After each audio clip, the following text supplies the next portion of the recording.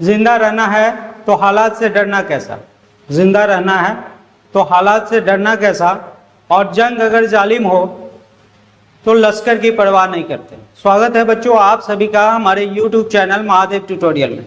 बच्चों आज हम लोग डिस्कस करने वाले हैं ग्रेविटेशन का, ये थर्ड लेक्चर है और आज हम लोग बात करेंगे केप्लर्स लॉ का। तो चलिए हम लोग बात करते हैं केप्लर्स लॉ के बारे में।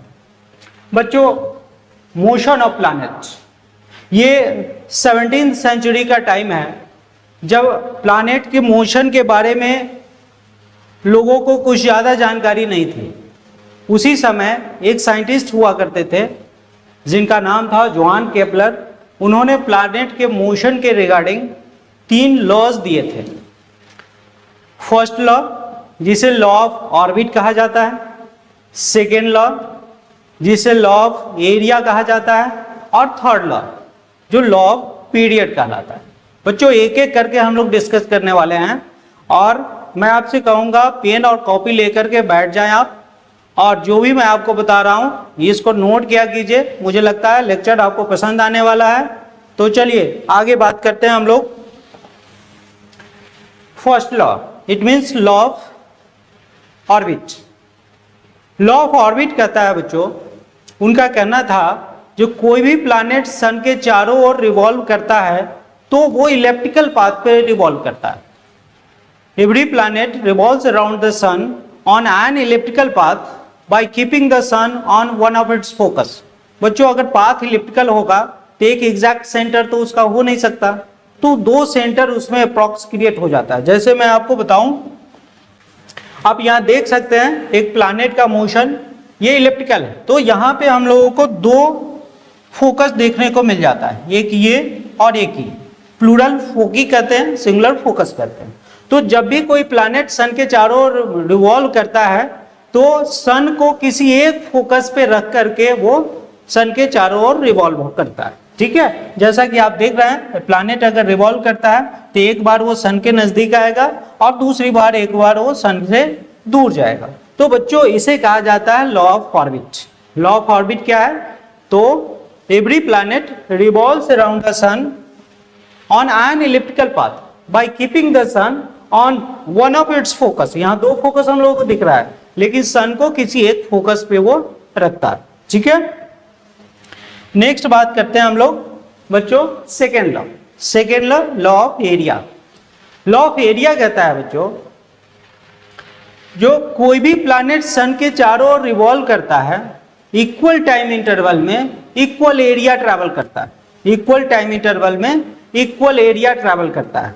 और दूसरी बात, जब वेलोसिटी, जब प्लैनेट सन के चारों ओर रिवॉल्व करेगा तो प्लैनेट का वेलोसिटी यूनिफॉर्म नहीं होता।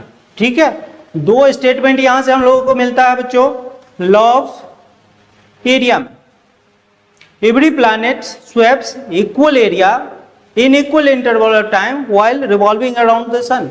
दूसरा statement, velocity of a planet will not be uniform. तो देखते हैं बच्चों इसको, यहां पे डायग्राम आपको दिख रहा है, ये एरिया 1 और दूसरा यहाँ एरिया 2। बच्चों यहाँ पे इस एरिया को भी ट्रैवल करने में t टाइम लगा है और इस एरिया को भी ट्रैवल करने में t टाइम लगा है। बच्चों यहाँ मैं देख रहा हूँ P1 से P2 तक ऑब्जेक्ट मूव किया है और यहाँ P3 से P4 तक ट्रैवल किया है। अगर आप देखें तो यहाँ का सरकमफेरेंस काफी लंबा है और यहाँ का सरकमफेरेंस थोड़ा सा छोटा है। चूंकि यहाँ से डिस्टेंस ज़्यादा है तो सरकमफेरेंस पे थोड़ा डिस्टेंस चलने के कारण लार्ज एरिया ट्रैवल कर लेता है, लेकिन जब सन के पास होता है प्लैनेट तो एक सर्टेन एरिया ट्रैवल करने के लिए सरकमफेरेंस का बहुत बड़ा डिस्टेंस ट्रैवल करना पड़ता है। इसका मतलब है यहाँ पे प्लैनेट धीरे धीरे चल रहा होगा, इसलिए सरकमफेरेंस का थोड़ा डिस्टेंस ट्रैवल किया, और जब सन के नजदीक आता होगा प्लैनेट तो काफी तेजी से मूव करता होगा। तो यहाँ पे तेज मूव इसलिए करना पड़ता है बिकॉज कम टाइम में, थोड़े ही टाइम में इसको लार्ज सरकमफेरेंस ट्रैवल करना है, तब वो इक्वल एरिया स्वैप कर सकता है। ठीक है, तो यहाँ से मुझे एक चीज क्लियर हो गया, लॉ ऑफ एरिया के अकॉर्डिंग ये वाला एरिया और ये वाला एरिया दोनों सेम टाइम में ट्रैवल किया गया है तो दोनों का एरिया इक्वल होगा और दूसरा सर्कमफेरेंस पे प्लैनेट का वेलोसिटी डिफरेंट होगा, जैसा कि आप देख रहे हैं टी टाइम में धीरे धीरे चला होगा, इसलिए थोड़ा डिस्टेंस। नेक्स्ट बात करते हैं बच्चों third law, law of period. Third law का मतलब लॉ ऑफ पीरियड।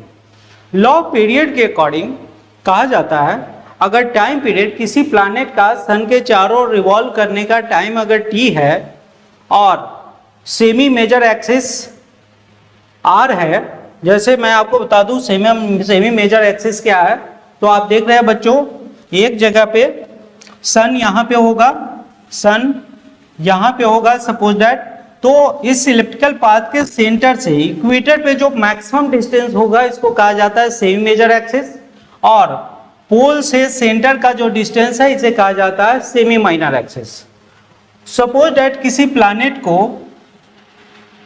सन के चारों ओर मूव करने में टी टाइम लगता है, ठीक है, और सेमी मेजर एक्सिस यहाँ पे ए लिखा हुआ है, मैं इसको आर मान लेता हूँ, सेमी मेजर एक्सिस मैं आर मान लेता हूँ।